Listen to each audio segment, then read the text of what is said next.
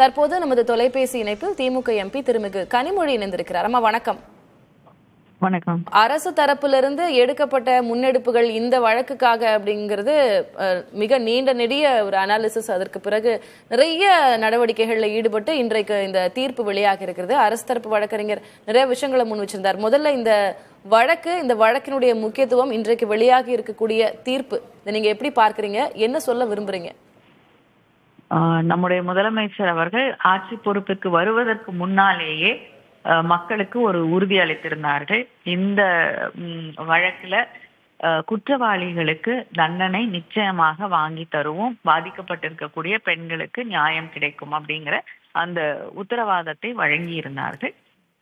அதை கடந்த ஆட்சி காலத்துல அதிமுக ஆட்சியில அந்த குற்றவாளிகளை கைது செய்வதற்கு கூட அவர்கள் முன்வராமல் பல போராட்டங்களுக்கு பிறகுதான் திராவிட முன்னேற்ற கழகம், மற்ற இயக்கங்கள், ஊடகங்கள் இவங்க எல்லாம் இணைந்து ஒரு போராடிய பிறகுதான் அந்த கைது நடவடிக்கைகளை எடுக்கக்கூடிய வழக்கை பதிவு செய்யக்கூடிய ஒரு நிலையே உருவானது அப்படின்னு உங்களுக்கு தெரியும்.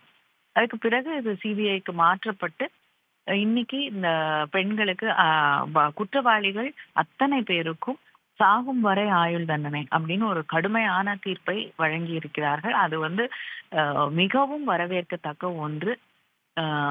அதை தாண்டி இங்க இருக்கக்கூடிய பெண்களுக்கு தனக்கு நடக்கக்கூடிய கொடுமைகளை அவங்க மௌனமாக சகித்து கொண்டு தாங்கிக் கொண்டு இருக்க வேண்டிய அவசியம் இல்லை. பாதிக்கப்பட்டால் நிச்சயமா வெளியில அவங்க கம்ப்ளைண்ட் பண்ணும்போது, வழக்கு பதிவு செய்யும் போது அவங்களுக்கு நியாயம் கிடைக்கும். அதனால எதையும் அவங்க மௌனமாக பொறுத்து கொண்டு போக வேண்டிய அவசியம் இல்லை அப்படிங்கிறது. ஏன்னா பாதிக்கப்பட்ட யாருமே அவங்களுடைய அடையாளங்களோ அவங்கள பற்றிய செய்திகளோ வெளியில் வராத அளவிற்கு இந்த வழக்கு நடத்தி முடிக்கப்பட்டிருக்கிறது. அது ஒரு பாராட்ட வேண்டிய ஒரு மிக முக்கியமான ஒரு விஷயம். அப்புறம் பாதிக்கப்பட்ட பெண்களுக்கும் நிவாரணம் வழங்க வேண்டும் அப்படிங்கிறதும் வழக்கின் தீர்ப்பாக சொல்லப்பட்டிருக்கிறது. இது அத்தனையுமே வரவேற்கத்தக்க ஒன்று. ஒரு மிக முன்னுதாரணமான ஒரு தீர்ப்பாக இந்த தீர்ப்பை நாம் பார்க்க வேண்டும். இனி வரக்கூடிய காலங்கள்ல மறுபடியும் ஒருத்தர் நம்மளை மிரட்டுறாங்கிறதுக்காக அவங்களுக்கு பயந்துட்டு மறுபடியும் வன்முறைக்கு தன்னை ஆட்படுத்தி கொண்டு அதை சகித்து கொண்டு இருக்க வேண்டிய அவசியம் இல்லை.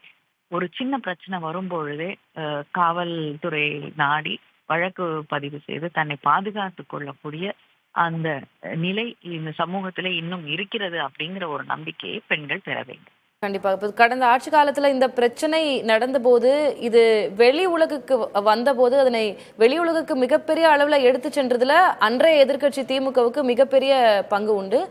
இதனை அடுத்தடுத்த கட்டங்கள்ல முன்னெடுத்து சென்றதுலயும் திமுகவினுடைய பங்கு உண்டு. அப்படி பார்க்கும்போது இந்த ஒரு பர்டிகுலர் கேஸ் அப்படின்றது ஒரு மிகப்பெரிய அளவுல பொலிட்டிசைஸ் ஆயிடுச்சோ. இன்னைக்கு அது பொலிட்டிசைஸ் ஆனதுனால அதனுடைய பலன் அப்படின்றது இப்ப நம்ம பார்க்கிறோம்.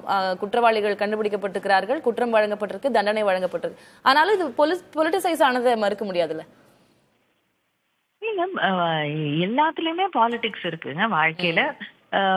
அந்த பாலிடிக்ஸ்னால ஒரு அரசியல் கட்சியை சார்ந்தவர்கள் குற்றவாளிகளாக இருப்பதால் தான் அவங்கள இன்னும் அதிகமாக பாதுகாக்க வேண்டும் என்று ஒரு நிலை இருக்கும் பொழுது நம்ம அதை எதிர்த்து போராட வேண்டிய ஒரு இடம் இருக்கு இல்லையா?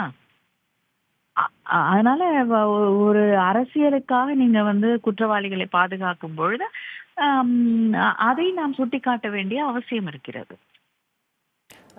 இன்றும் எவ்வளவு டெக்னாலஜி இல்லைங்க, எல்லாத்தையும் தாண்டி மிக முக்கியமான ஒன்று, அந்த பெண்களுக்கு நியாயம் கிடைத்திருக்கிறது. பாதிக்கப்பட்ட பெண்களுக்கு நியாயம் கிடைத்திருக்கிறது. அதுதான் மிக முக்கியமான விஷயம். சொல்லுங்க.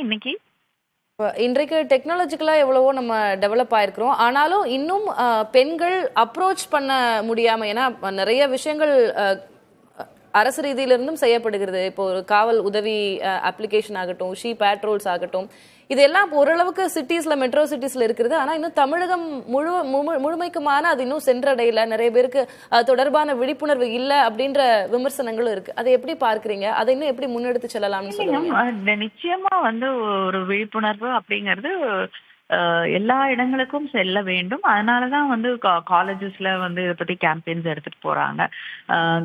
கிராமப்புறங்கள்ல இருக்கக்கூடிய மக்கள்கிட்டயும் தொடர்ந்து அதை பற்றி பேசிக் கொண்டிருக்கிறார்கள். காவல்துறை அதிகாரிகள் வந்து பல்வேறு வழிகள்ல விழிப்புணர்வு, எந்த நம்பர்ஸ் வந்து அவங்க அணுகணும் அப்படிங்கிறது எல்லாமே வந்து அந்த ஆப்ஸ் எப்படி பயன்படுத்த வேண்டும் அப்படிங்கறதெல்லாம் தொடர்ந்து சொல்லப்படுகிறது. ஆனால் எல்லாத்தையும் தாண்டி இந்த சமூகம் பெண்களை பார்க்கக்கூடிய கண்ணோட்டம், ஆண்களை வளர்க்கக்கூடிய ஆண் பிள்ளைகளை வளர்க்கக்கூடிய கண்ணோட்டமும் மாற வேண்டும்.